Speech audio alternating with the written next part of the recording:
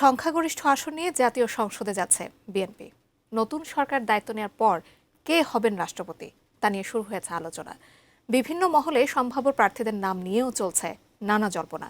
বিএনপির অভ্যন্তরেও আলোচনা আছে বেশ কিছু নাম নিয়ে, যাদের মধ্যে আছেন বিএনপি স্থায়ী কমিটির সিনিয়র কিছু নেতা। বিস্তারিত জানাচ্ছেন রিসাম সাহাব।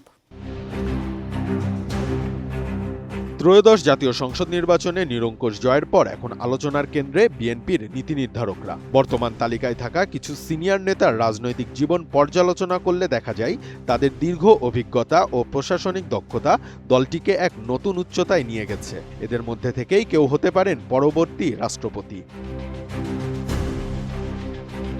2028 সালের এপ্রিল পর্যন্ত মেয়াদ আছে রাষ্ট্রপতি মোহাম্মদ শাহাবুদ্দিনের। নতুন সরকার গঠনের পর বর্তমান রাষ্ট্রপতি মোহাম্মদ শাহাবুদ্দিন পদত্যাগ করতে পারেন।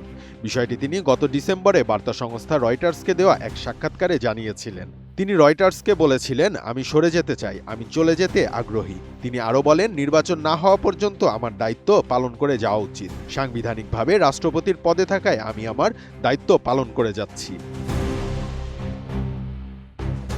বিএনপির মধ্য থেকে রাষ্ট্রপতি পদের জন্য সবচেয়ে জোরালোভাবে আসছে দলের স্থায়ী কমিটির সদস্য ডক্টর খন্দকার মোশাররফ হোসেনের নাম। এছাড়া আলোচনায় রয়েছেন সিনিয়র নেতা নজরুল ইসলাম খান এবং ডক্টর আব্দুল মঈন খান। বিএনপি সরকার গঠন করতে পারলে খন্দকার মোশাররফ হোসেন রাষ্ট্রপতি হতে পারেন বলে আগেও আলোচনা হয়েছে। 2023 সালের বগুড়ায় বিএনপির একটি বিভাগীয় সমাবেশে দলটির নেতা জিএম সিরাজ বলেছিলেন, বিএনপি সরকার গঠন করলে তারেক রহমান হবেন প্রধানমন্ত্রী আর রাষ্ট্রপতি হবেন খন্দকার মোশাররফ হোসেন।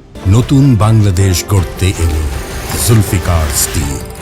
জুলফিকার স্টিল, ইস্পাত দৃঢ় অঙ্গীকার।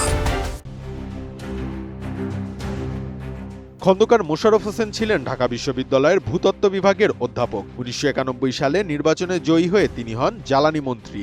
2001 সালে ছিলেন স্বাস্থ্যমন্ত্রী। মহান মুক্তিযুদ্ধের সময় যুক্তরাজ্যে থাকা অবস্থায় তিনি বাংলাদেশের প্রতি সমর্থন আদায়ে সংগঠকের ভূমিকায় ছিলেন। রাষ্ট্রপতি পদে বিএনপির স্থায়ী কমিটির সদস্য নজরুল ইসলাম খানের নামটিও আছে বিবেচনায়। এছাড়া তাকে প্রধানমন্ত্রীর রাজনৈতিক উপদেষ্টা করার আলোচনা আছে দলের ভেতরে। খালেদা জিয়ার জানা যায় বিপুল জমায়েতে দলের পক্ষ থেকে বক্তব্য দিয়েছিলেন নজরুল ইসলাম খান। এবার বিএনপির নির্বাচন পরিচালনা কমিটির আহ্বায়ক ছিলেন তিনি। নতুন রাষ্ট্রপতি হিসেবে কে দায়িত্ব নেবেন সে বিষয়ে এখনও কোনো চূড়ান্ত সিদ্ধান্ত হয়নি। তবে মন্ত্রী পরিষদ গঠন হওয়ার কয়েকদিনের মধ্যেই চূড়ান্ত হতে পারে নতুন রাষ্ট্রপতির নাম।